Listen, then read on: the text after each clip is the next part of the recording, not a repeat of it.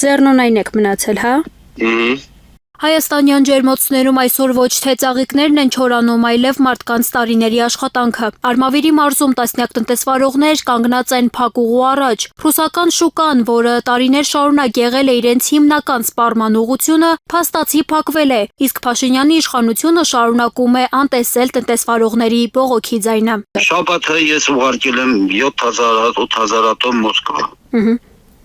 Եվ ուղարկել եմ այս ամառվա սեզոնին 50 դրամ հատը։ Այսինքն մի կապը 1000 դրամ։ Հիմա տանում ենք շուկա, մենք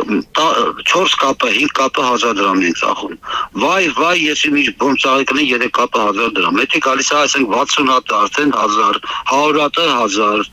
Արմավիրցի ջերմոցապահ Մուշեղ Մուշեղյանը ավելի քան 2 տասնամյակ իր ընտանիքի հացը վաստակել է ծաղիկի բիզնեսով։ Այսօր սակայն հազարավոր դոլարների ներդրումներով աճեցված ծաղիկները մնում են ջերմոցներում։ Արտահանում չկա, տեղական շուկան էլ գերհագեցած է, իսկ վնասները օրեցօր մեծանում են։ Տնտեսվարողը չի հավատում, որ իշխանությունների առաջարկած եվրոպական շուկայում հայկական հողում աճեցված ծաղիկի համար տեղ է գտնվել։ Չէ, երբ որ ես իմ աչքով տեսնեմ կամ իմ ապրանքը դուրս գնա Եվրոպա, ես այդ ժամանակ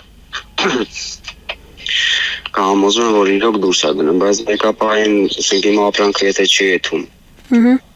դուրս, ես ինչով վստահել եմ, որ իմ ապրանքը կգնա ու այդ հույսով ես իմ ապրանքը պահեմ։ Ես տեղյակ չեմ, Ուկրաինայի հասե կարող է խափում են մեզ։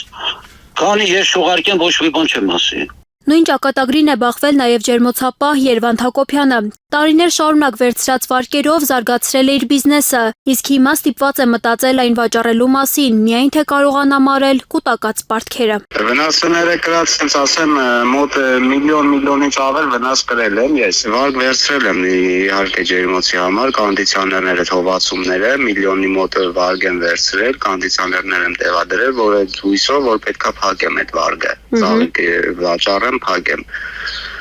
Բայց ներկապահին դուրս եմ եկել շինարարություն եմ անում, որ գոյն այդ վարկերը կարենամ փակել։ Տնտեսվարողները պնդում են, խնդիրը զուտ տնտեսական չէ։ Ռուս գործընկերների հետ խոչընդոտները սկսվել են դեռևս 1 տարի առաջ, սակայն այն ժամանակ հնարավոր է եղել լուծումներ գտնել։ Այսօր նրանց համոզմամբ իրավիճակը լարվել է Փաշինյանի անհեռատես քաղաքականության պատճառով, որի գինը վճարում են շարքային քաղաքացիներն ու տնտեսվարողները։ Չէ, ոչ մեկ կապի դուրս չի եկել, ոչ մեկ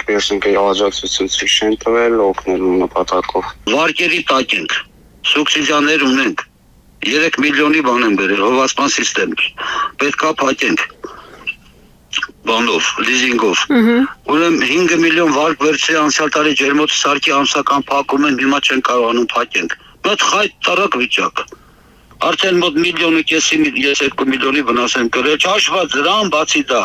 Հիմա ասես շուկա տանում ենք, էլի չի ծախում, թափում ենք, կարճերը թափում ենք։ Մինչ իշխանությունները շարունակում են խոսել տնտեսական աճի ցուցանիշների մասին, մարզերում մարդիկ կանգնած են գոյատևման խնդրի առաջ, ծաղիկները չեն իրացվում, պարտքերը կուտակվում են, իսկ բազմաթիվ ընտանիքներ կորցնում են իրենց եկամտի հիմնական աղբյուրները։